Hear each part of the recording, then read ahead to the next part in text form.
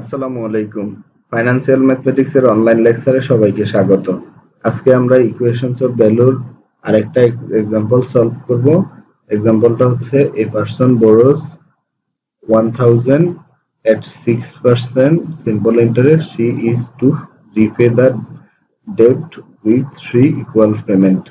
The first at the end of 3 months, second at the end of 6 months, and the third at the end of 9 months. Determine the size of payment. অর্থাৎ এখানে প্রত্যেকটা equal payment হবে, যেহেতু সে 3 equal পেমেন্টের কথা বলে দেয়া আছে। এখন আমরা সমাধান করার জন্য প্রথম ম্যাথ সমাধান করার জন্য focal date, put the focal date at the present time, অর্থাৎ আমার বর্তমান সময়টাকে ফোকাল ডেট ধরে আমি এই ম্যাথটা প্রথমে সলভ করব। তাহলে এই একটা টাইম ডায়াগ্রাম আমরা ড্র করে নেই। আমাদের নিয়ম অনুযায়ী প্রথম ধরি এখানে হচ্ছে প্রেজেন্ট টাইম, এবং এটা প্রেজেন্ট মানে হচ্ছে এখানে 0, আর at the end of 3 month সে দেয় হচ্ছে $X। তারপরে at the end of 6 month সে আরো $X দেয়, আর at the end of 9 month সে আরো $X আমরা ধরে নিলাম সে পেমেন্ট করে। তাহলে এই সবগুলো হচ্ছে পেমেন্ট, সেট অফ পেমেন্টস, এবং তার লোনটা ছিল হচ্ছে $1000। তাইলে লোন অথবা ডেট, লোন হচ্ছে $1000।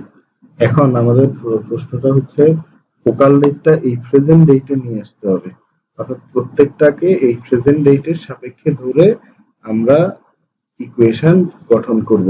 তাহলে এটাকে যদি আমি এখানে নিয়ে আসি, তাহলে এটুকু দূরত্ব হবে 3 মান্থ, আর এটাকে যদি আমি এখানে নিয়ে আসি, এটুকু দূরত্ব হবে হচ্ছে 6 মান্থ, আর এই 9 কে যদি আমি সেম ভাবে এই ফোকাল ডেটে নিয়ে আসি, এর দূরত্ব হবে 9 মান্থ, অর্থাৎ এই 9 থেকে 0 পর্যন্ত 9 মান্থ সময়ে আমার ইন্টারেস্ট ক্যালকুলেশন হবে। তো এখন ফোকাল ডেট এটাতে ধরার পরে আমার ইকুয়েশনটা দাঁড়াবে, এখানে আমাদের দেখে নেওয়া লাগবে ইন্টারেস্ট রেটটা ছিল 6% এবং সেটা $1000 জন্য। তাহলে আমাদের ইকুয়েশনটা দাঁড়াবে সূত্র মতে, সূত্রটা ছিল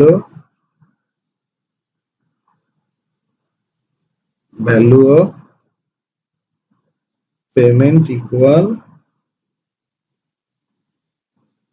ভ্যালু অফ লোনস, অর্থাৎ পেমেন্টের ভ্যালুটা লোনের ভ্যালুটা সমান হবে। তাহলে আমার ভ্যালুটা হচ্ছে প্রথম এই আমরা প্রত্যেকটার জন্য হিসেব করে নেই। এই এই $X 3 মাস শেষের যেটা, সেটার জন্য হচ্ছে আমরা জানি পি সূত্রটা P × 1 + RT⁴ 1, কিন্তু এগুলো যেহেতু প্রত্যেকটা পিছনে আসছে কম্পাউন্ডিং এ, তাহলে প্রত্যেকটাই মাইনাসের হবে। তাহলে প্রত্যেকটা কি হবে, এটা হবে x ইনটু মানে p ইনটু 1 প্লাস 6% মানে হচ্ছে 0.06 ইনটু হচ্ছে টাইমটা 3/12, অর্থাৎ 12 মাসের সাপেক্ষে ইনটু হোল ইনভার্স -1 প্লাস হচ্ছে এই প্রত্যেকটা x এর জন্য হচ্ছে same x into 1 plus 0.06 into এখানে টাইমটা ছিল হচ্ছে 6 মাসের 6/12 হোল পাওয়ার -1 প্লাস হচ্ছে এখানে এই $X জন্য x ইনটু 1 প্লাস 0.06 ইনটু এখানে 9/12 হোল ইনভার্স 1, আর ইকুয়ালস টু হবে আমাদের এই $1000টা যেহেতু এটাকেই ফোকাল ডেট ধরছে, এই $1000 সাথে আপাতত কোনো যোগ কিংবা বিয়োগ নাই, অর্থাৎ এটা পিছনেও যায় না সামনেও নাই। তাহলে এটা হচ্ছে ইকুয়ালস টু হচ্ছে 1000। এবার আমরা এই পুরো সমীকরণটাকে ক্যালকুলেশন করে নেই।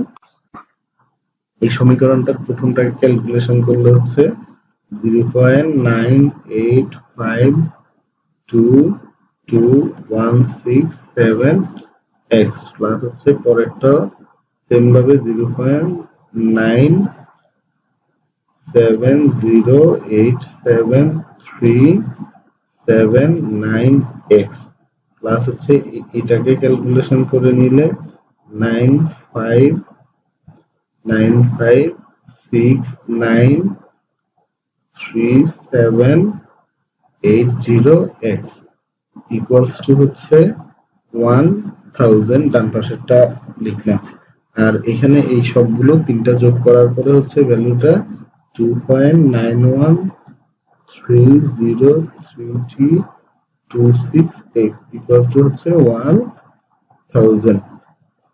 প্রত্যেকটা তার পেমেন্টের সাইজ ছিল $343.28।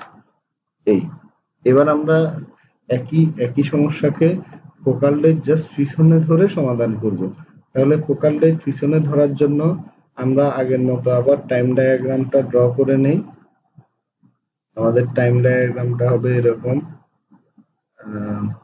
এটা নিলাম। তাহলে এইটুকুতে হচ্ছে 0, তারপর হচ্ছে 3, তারপরে 6, দেন হচ্ছে 9। এটা প্রেজেন্ট টাইম, আর এটার সাপেক্ষে এখন আমরা প্রত্যেকটাকে 9 এ ফোকাল ডেট ধরবো। তাহলে এটা হচ্ছে ফোকাল ডেট। আমাদের আগের ম্যাথটার ফোকাল ডেট হচ্ছে এই জিরোটা ছিল, এই জিরোকে হচ্ছে ফোকাল ডেট ধরা হয়েছে, এটাই ফোকাল ডেট। আর পরের বি নাম্বারটা হচ্ছে এটা সলিউশন বি, বি এর সলিউশন হচ্ছে ফোকাল ডেটটা জাস্ট পরে হবে। তাহলে পরে হইলে এখানে প্রত্যেকটাতে আগের মতোই পেমেন্ট ছিল এক্স ডলার, পেমেন্ট ছিল এক্স ডলার, পেমেন্ট ছিল এক্স ডলার, আর এখানে লোন ছিল হচ্ছে $1000। এখন প্রত্যেকটাকে আমরা এখানে শিফট করি। তাহলে এটাকে এখানে শিফট করলে এইটুকু দূরত্ব হচ্ছে 3 থেকে 9 পর্যন্ত, এটার ডিস্টেন্স হচ্ছে 6 মান্থ, আর 6 থেকে 9 পর্যন্ত এটার ডিস্টেন্স 3 মান্থ। আর এই 1000টা এই ফোকাল ডেটে আসলে এখানে হবে 9 মান্থ। এখন আমরা আগের মতোই একটা ইকুয়েশন অফ ভ্যালু গঠন করে নেই। তাহলে ইকুয়েশন অফ ভ্যালু যদি আমরা গঠন করতে চাই, তাহলে আমরা সূত্র জানি ভ্যালু অফ পেমেন্টস ইকুয়াল হচ্ছে ভ্যালু অফ লোন। তাহলে আমরা এই পেমেন্টটার ভ্যালুর জন্য ইকুয়েশন তৈরি করে নেই। তাহলে পি এর জায়গায় হচ্ছে x ইন্টু 1 প্লাস 0.06 আর এর ভ্যালু, আর টি এর ভ্যালুটা হচ্ছে এই অংশটা